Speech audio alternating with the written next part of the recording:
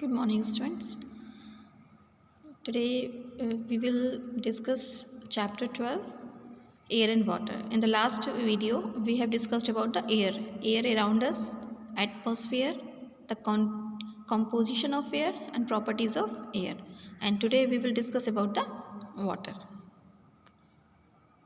Now, water in our life, removing insoluble impurities, removing soluble impurities, purification of water for the drinking.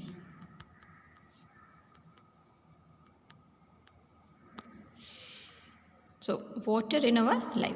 Water is the second most important substance for life.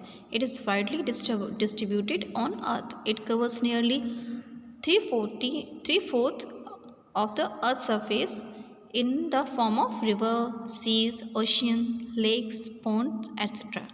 It is also found under the ground. In the atmosphere, water is present in the form of vapor, mist, clouds, etc. So, we cannot imagine our life without water. All living organisms contain water in them. Human body is 65 to 70% water. 90% of human blood is water. Food, grains, fruits, vegetables, etc., meat, etc., all contain water. Egg contain 75% water, tomato contain 94% water, potatoes contain 75% water, watermelon contain 92% water, apple contains 86% water, and grapes 80% water, milk 95% water, and butter contain 95% water. So all the fruits and vegetables contain water in them. Properties of water. Now we will discuss about the properties of water. Water has some properties like air. Air also has some properties and water also has some properties. It is colorless and transparent. Water is colorless and transparent. It is odorless and tasteless. Water has no taste and it exists in all the three states: solid, liquid and gaseous at different temperatures. It is a universal solvent. It is as it has the property of dissolving many substances. Why it is the universal solvent? Most of substances dissolve in water, but only some substances do not dissolve in water. Hence, water is called the universal solvent.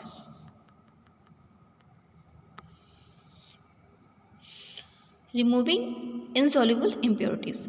Insoluble impurities can be removed from water in two ways: by sedimentation and decantation, and by filtration.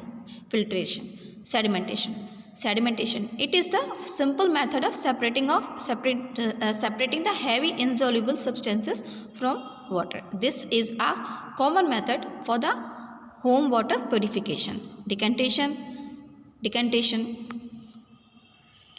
this an advanced form of sedimentation. In this method, the clear water of the upper layer is very carefully poured into the other pot or vessel. This method can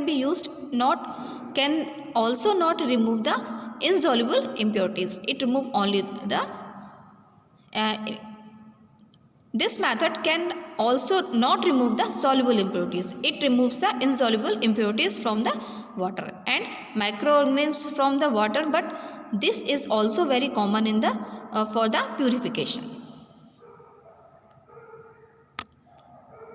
Filtration. In this process, insoluble impurities are separated by using a filter paper or filter. We can use cotton or gravel in the place of filter. By this method, we can only remove the insoluble impurities from water.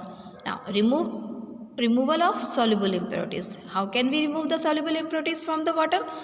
Soluble impurities may be removed from water by distillation, and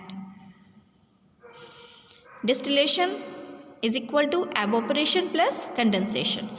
Distillation is a process in which solutions are heated, evaporated and the vapor are condensed. Water is distilled to obtain pure water through condensing its vapor. By this process, we can remove the soluble impurities from the water.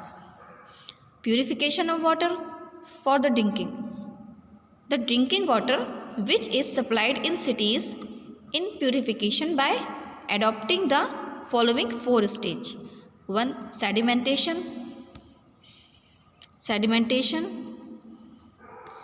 chemical treatment, filtration and chlorination.